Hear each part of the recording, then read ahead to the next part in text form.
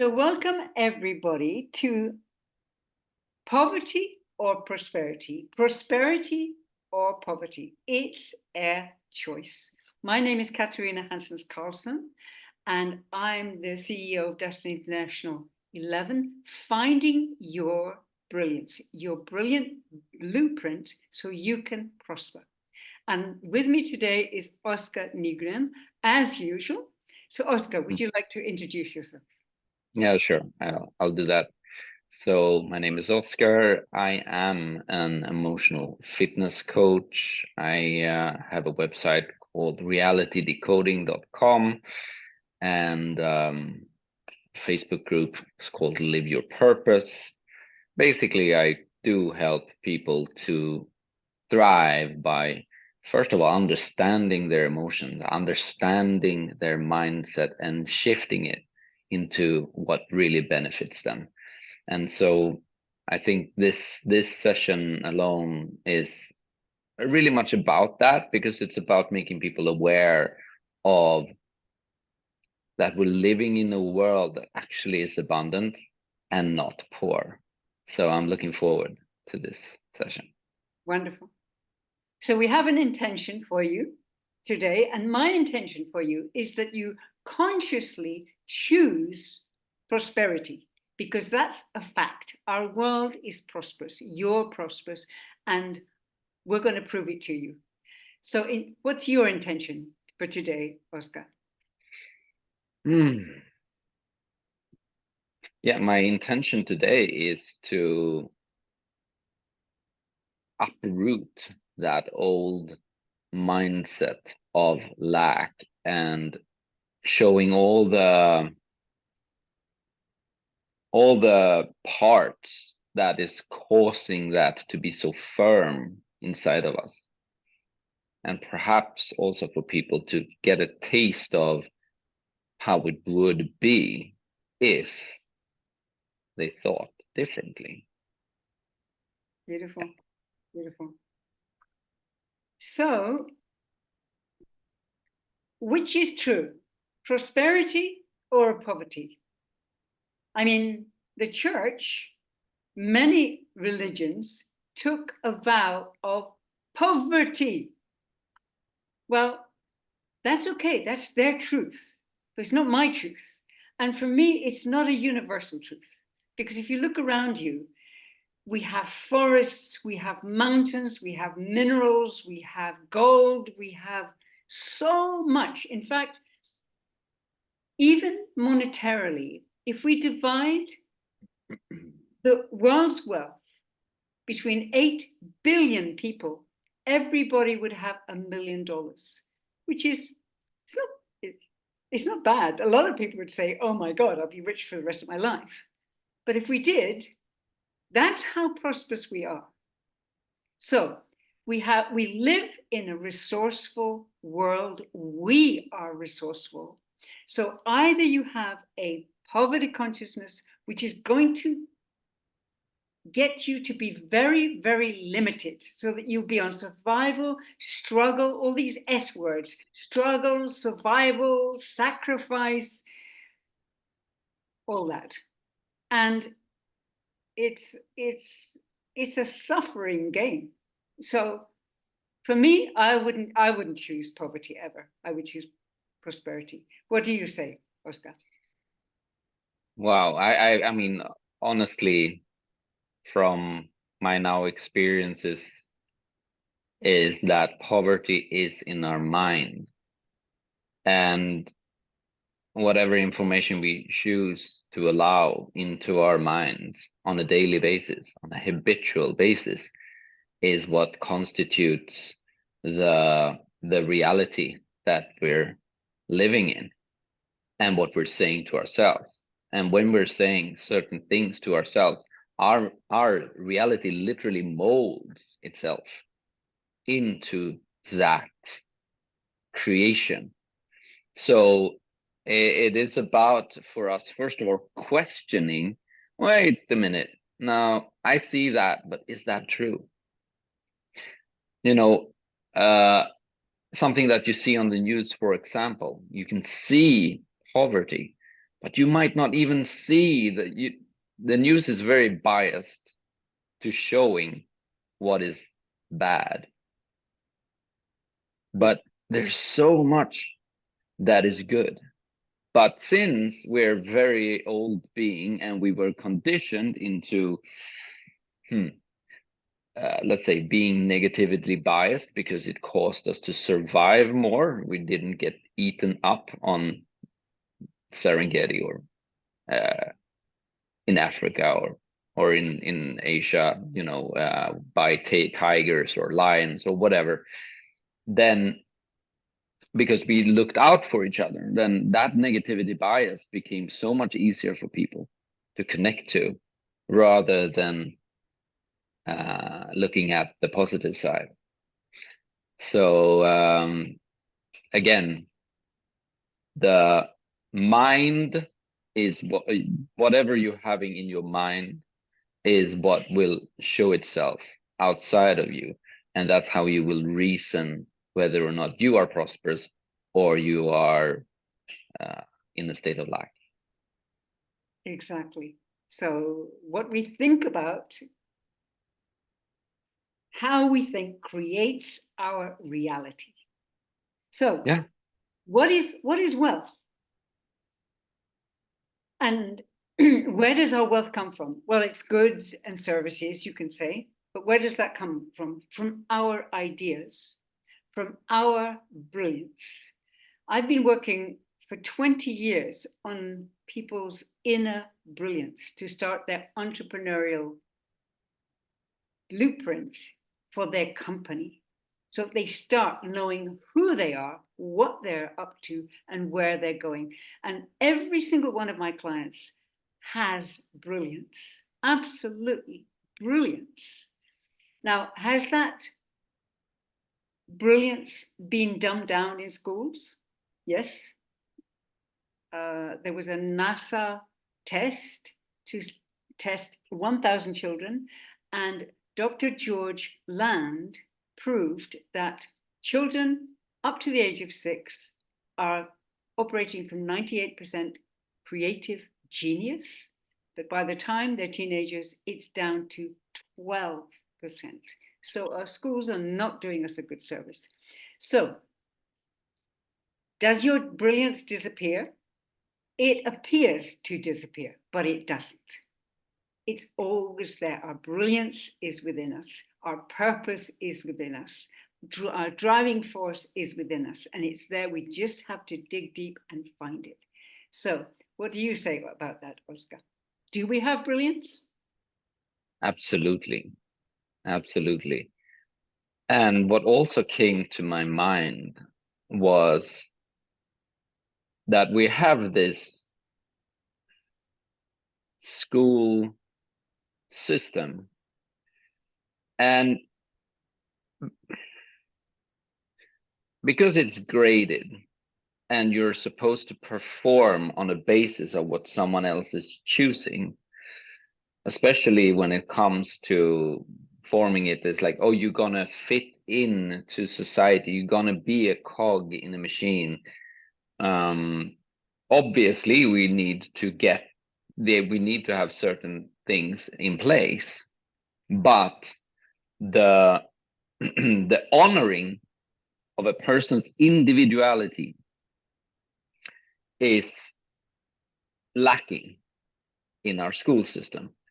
And because of that, then people instantly feel that because we are so unique, it's just you can just go out on the street and you see not a person wearing exactly the same clothes.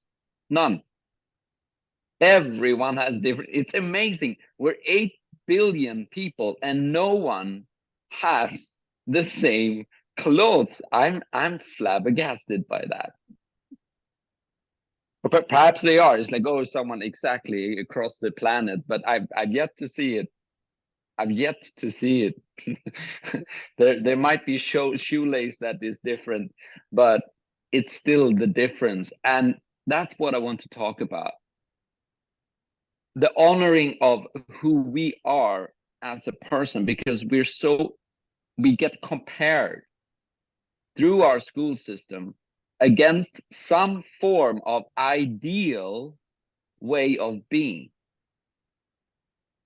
that someone has constructed in order to fit into a mold. And problem is that once someone thinks or get punished for not being that way, they instantly start believing, I'm not okay.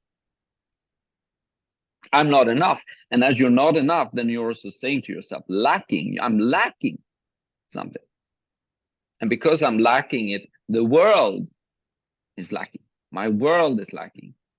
I don't have enough because I cannot profit on my way of being who I am. I need to be someone different. Yeah. A lot of people in school learn that they're not good enough. Schools are mostly academic. That is not to say they're getting good academic results. In fact, the academic results globally are getting worse, except in Finland and France. Well done, Finland and France. I think a lot, sorry? Well done, Finland and France. Exactly. But I think that children are bored in schools because their brains work really quickly. And as you say, we need to focus on our creativity, our unique brilliance, instead of competing with each other, because 30% of the classroom are possibly academic.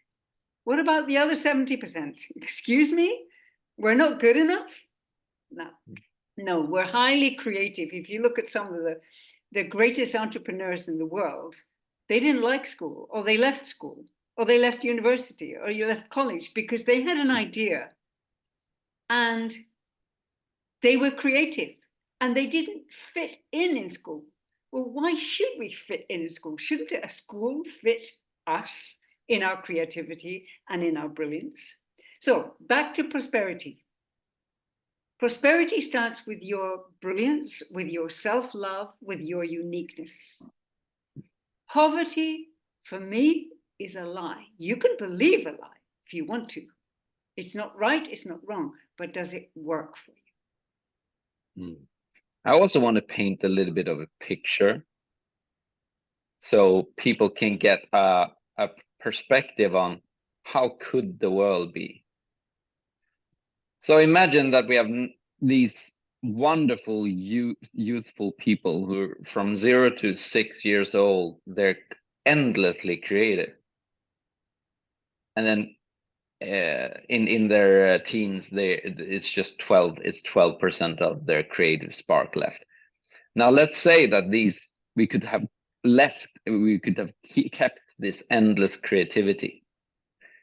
Then someone, I am 100% positive, will come up with how to solve the problems that we're facing today. Maybe, clean up the oceans, find sustainable energy sources, and so forth, and so forth, and so forth.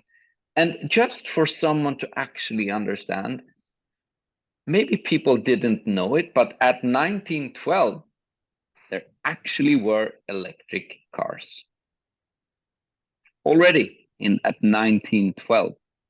The combustion engine, when that was invented, sure, it was effective, but it also bought up all the patents for the electric cars. And because they weren't as profitable for the oil industry to compete with electricity.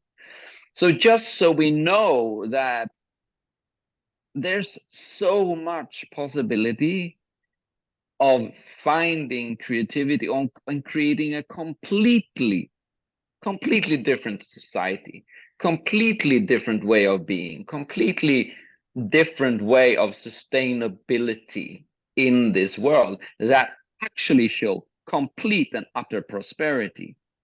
And we have that within us, and allowing this creative spark would allow someone to mold these building blocks that we have available to us into something that benefits the whole of humanity. Exactly. Exactly. You're talking about futurepreneurship, which young people are very focused on. They want to change the world. So, how do you change your future? You have an idea, you create it, you get into groups, you create together, and our children are futurepreneurs. So, And sorry to interrupt you. Thankfully, I'm seeing there's a tendency for children today, because they are brought up by quite aware parents that are instilling a mindset in them that they are already worthy. So these children refuse to entirely accept the stories that the old world is telling them. So they're becoming rebels. exactly. And that is always needed in order for change to occur. Yeah, absolutely. So for me, in my meditation, every single day, I'm present to, and I'm actually creating because I'm present to, and because my mind is creating this, a world of wealth, power, intelligence, and genius. So, wealth, prosperity, power, I mean the true power, the power within us, intelligence, that everybody is intelligent, that everybody can access their genius, a world of genius, not just Einstein, just a handful of people, but everyone. So, okay, let's skip to next week. Next week, we are going to actually do a transformation process with Oscar. I'm going to take him through his ideas from the inner saboteur, what the inner saboteur thinks of prosperity or poverty, what the human being thinks of prosperity or poverty, and what the God in Oscar thinks of prosperity or poverty. You don't have to believe in God to watch this, but we're going to see how this progresses. The inner saboteur, the altered ego, the enemy within us, and we all have one, wants us to be in poverty. So don't let it. Don't let it. It's not, for me, it's not righteous to be in poverty when we have a world of prosperity. It doesn't make any sense. Let's all be prosperous. So next week, that's what we're going to do. So, Oscar, how do we get in touch with you? They can reach me at realitydecoding.com. Simply book a session there, or they can go to Live Your Purpose on Facebook, and they can also look at my YouTube, Oscar Nygren. Wonderful. Yeah. And for me, the best way is to go on LinkedIn, and Katarina Hanssens Carlsson is my brand name, but you'll find my official name is Catherine with a K, Katherine, Carlsson, Carlsson. Find me on LinkedIn. So we will see you next week for a prosperity breakthrough, and you can pace with Oscar and actually do the breakthrough yourself if you want to. And this week, I challenge you to think of prosperity.